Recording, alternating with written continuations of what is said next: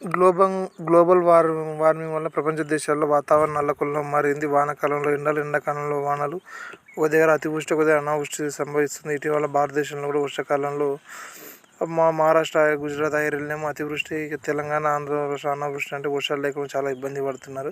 అయితే ఇటీవల యూరోప్లో హీట్ వేవ్ వచ్చింది. హీట్ వేవ్ వల్ల దాదాపు 1000 మంది వరకు చనిపోవడం జరిగింది.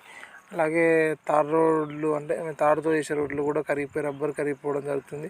అయితే భారతదేశంలో 40°C వచ్చిన తార్ రోడ్లు కరగవు.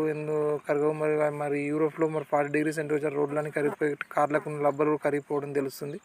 దీనికి గల ముఖ్య కారణాలు ఒకసారి పరిశీలిస్తే, ఏ రోడ్లైనా ఆ దేశ వాతావరణానికి అనుగుణంగా నిర్మిస్తారు. ఎందుకంటే యూరోప్లో 40°C 40 ఉష్ణోగ్రత అనేది చాలా అరుదు.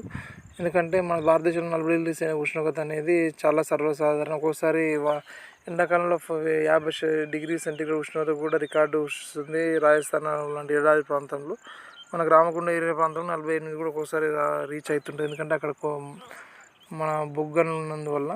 అయితే ఒకసారి మరి యూరోప్ పరిస్థితి రావడం కారణాలు ఒకసారి చూస్తే, ఇప్పుడు యూరోప్లో వాతావరణం చల్లగా ఉంటుంది కదా, వాతావరణం తగ్గట్టు రోడ్లు నిర్మించడం జరుగుతుంది. ఎందుకంటే వానాకాలంలో పగులు లాంటివి రాకుండా చలికాలంలో మంచు కురిసే ప్రాంతం పగులు రాకుండా వాతావరణం తగ్గట్టు సాఫ్ట్ తారు వాడి అక్కడ రోడ్లను నిర్మించడం జరుగుతుంది. అదే భారతదేశంలో VG30, VG40 వరకు రోడ్ల నిర్మించడం జరుగుతుంది. ఎందుకంటే అంటే 40°C రీచారు.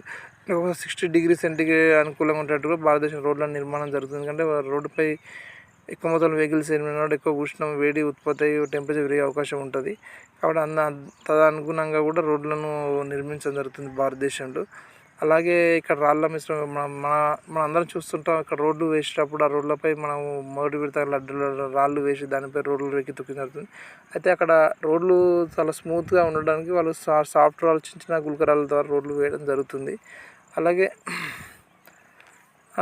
రోడ్లో అయితే ఇటీవల ఈ వాతావరణ మార్పులను గమనించి యూరోప్ అంతా కొన్ని నివారణ చర్యలు తీసుకున్నట్టు తెలుస్తుంది. ముఖ్యంగా ఏంటంటే, రోడ్లపై నీలి రంగు మరియు తెలుపు రంగు వేయడం ప్రయత్నిస్తుంది. దీనివల్ల ఉష్ణోగ్రత అనేది 5 to 10°C తగ్గించే ప్రయత్నం చేస్తున్నారు. అలాగే తార్కు పాలిమర్ మాడిఫైడ్ బిట్యూమ్, అంటే తారుకు ఈ పాలిమర్స్ రబ్బర్ అనేది కలపడం వల్ల గట్టితనం ఏర్పడి అక్కడి ఉష్ణోగ్రత 60°C కూడా ఉండేటట్టు ప్రయత్నం చేస్తున్నట్టు తెలుస్తుంది. ఎందుకంటే భవిష్యత్తు అవసరాల దృష్ట్యా అక్కడ యూరోప్ అంటే చాలా దేశాలకు అక్కడ యూరోప్ ప్రభుత్వాలు ఈ విధంగా తగు చర్యలు తీసుకున్నట్టు తెలుస్తుంది. ఏదేమైనా వాతావరణ మార్పు అనేది ప్రపంచంలో మానవాళికి ఎప్పటికైనా పెను ప్రమాదం.